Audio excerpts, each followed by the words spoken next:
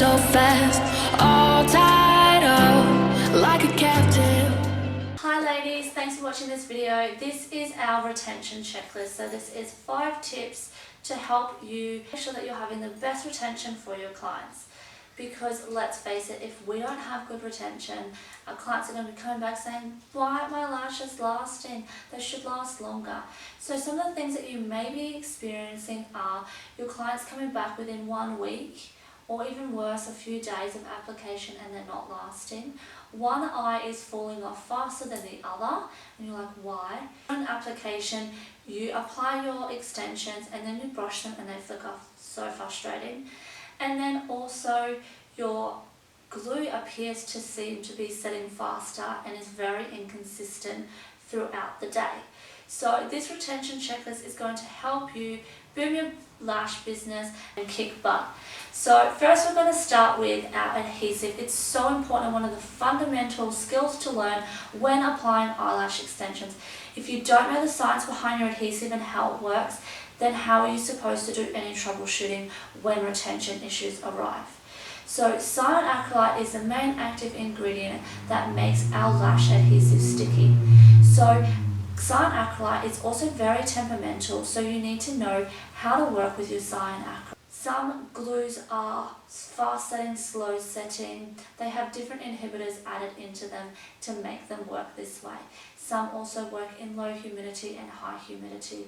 So make sure that you check your glue from your supplier. I'll give you a quick tip. There is no magic glue out there. It is you and what you need to do to make your adhesive or glue work. So first we're going to start with your Adhesive 101. Like I mentioned before, cyanide and our lash adhesives are temperamental. So you need to be monitoring your lash salon with a hygrometer. A hygrometer is what's going to give you a reading of your humidity and your temperature. Okay, so this is so important to understand this because this is going to help you with your lash adhesive and make changes throughout your application. You also need to either work from a jade stone or a glue well. When you are working from a glue well, these are designed to keep your adhesive in a small, fresh blob, maintaining its freshness. So when you're using the jade stone, my recommendation is to use a piece of micropore tape on top of your jade stone. If you're using alfoil or you're using those little stickers, what happens is when you place your adhesive onto those different surfaces, your adhesive is going to react differently. So the best is on your jade stone with microfoam tape because it's going to keep your adhesive in a nice fresh little blob, whereas if you're using alfoil or your stickers, what happens is it disperses, which means that there's a bigger surface for your humidity and temperature to get in and start setting your glue. So a nice small blob is best for retention. Also remember, in your Adhesive 101, you need to change your adhesive every 10 to 20 minutes. Your adhesive does not last the length of your whole entire application. As soon as you notice that consistency changing, change up. As soon as you notice it's going gluggy, stringy, it's starting to have white around it, which is your blooming, change your adhesive straight away. I would rather change my adhesive more knowing that my client's going to have better retention than to try to wing it and see how far I can get the glue to work. So that is your Adhesive 101. Moving on to our temperature. So temperature is so crucial because temperature is what's going to help aid in the setting of your adhesive. 19 to 21 is the best for your adhesive. However, like I've mentioned before, every supplier is different.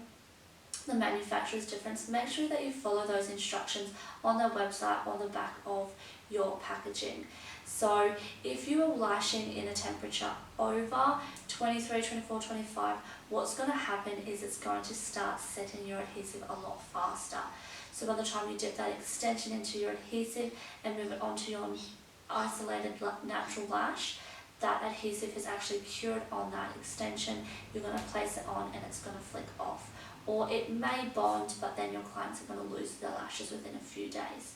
So monitoring your temperature is so crucial. If your temperature again is too high, what's going to happen is, say you have a 3 to 4 second glue, it's going to change your 3 to 4 second glue to 1 to 2 seconds.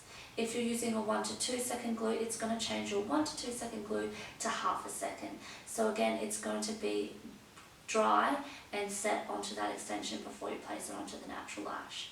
Humidity is also what we are reading on our hygrometer, like I mentioned before, and this is going to read the humidity in the air.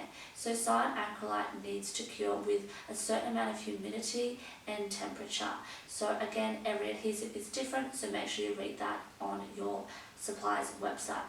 So humidity, if your humidity is too low, what's going to happen is you're going to brush your lashes and they're going to flick off because the adhesive has not cured onto that natural lash because it needs moisture to also set. So what's going to happen when it's low is it's not going to set, it's going to flick off. Your clients are more likely to get a chemical burn to their eye because it's going to start drawing moisture from somewhere, and it's usually your client's eyes or your nose. So making sure that you monitor your humidity is so important as well. So I like to lash at 45 to 55, but some adhesive work in low humidity and some work in high humidity. So monitor your salon, get a hygrometer and monitor your salon and see what is your most common reading, and then get an adhesive that's going to work well for you. I like to have both on hand just because in the morning it can be really hot and your humidity will be, 50%, which is okay, and then it might rain in the afternoon and we go up to 80%. So I need a slower setting glue. So monitoring your humidity and temperature is so important. Our next step is our lash cleansing. Guys, this is so important. You need to do a lash cleanse before you do a full set and an infill, because the eyes are there and the lashes are there to catch dirt and debris and protect the eye from foreign objects falling into the eye. So you can just imagine what the lashes are actually holding from makeup, the natural oils within our lash line and in the follicle. You also are going to have dirt and debris. So if you're not doing a lash cleanse before you start, you don't know what's actually on lashes. So just imagine all the dirt and debris just sitting on top of the natural lash. You get your extension and try to place it on. You've got a barrier there before you can actually apply an extension. So you're not going to get an optimum bond. So lash cleansing is so important. You need to perform a lash cleanse using your disposable lip balms and really cleanse through the lash line. Do a double cleanse if your client has any mascara on to make sure that there's no more mascara or anything left on the natural lashes, and then rinse with a saline solution that you can get from your chemist. So this is how you do your lash rinse and your lash cleanse. Our last but not least is application. It's so important as well, ladies, to make sure that you've got your one natural lash, whether you're doing classic, mega, Russian volume. Remember, our application is so important to sustain our lash health and safety. One extension will hold one natural lash will hold a fan or a classic lash. So in application, again using your two tweezers, isolate. When you are coming in and you are applying an extension, pre-made volume fan, a mega volume fan, it is so important to come over that natural lash, hover. Your classic lash will essentially, and your pre-made will essentially sit on top of that natural lash. You then will need to make sure that you are connected at the base. If you're not connected at the base, then what's going to happen is it's going to sit up like this, and you're going to get dirt and debris in this area, as well as the natural oils, makeup, you name it, think of it, it's going to get caught in there. Also, when your clients are brushing at home as a part of their aftercare, they're going to start flicking up and these lashes are going to flick off. So it is so important in your application to make sure that you are bonded and connected at the base. This is the same when you are applying your Russian and mega volume fans. You hover over, you place that fan on, you gently press down for your wrapping technique, but all those lashes are wrapping around that natural lash and hugging that natural lash, and there will be no area for flicking, for your dirt and debris or makeup or anything to get in. So make sure that when you are applying, you are connecting from the base and you are wrapping your extensions onto that natural lash, because this is going to help with your retention.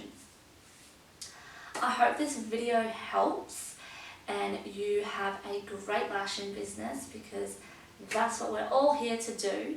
And if you do have any further questions, please message us on Instagram or Facebook or email us, and we are more than happy to help. Bye for now. I hope you have a great day.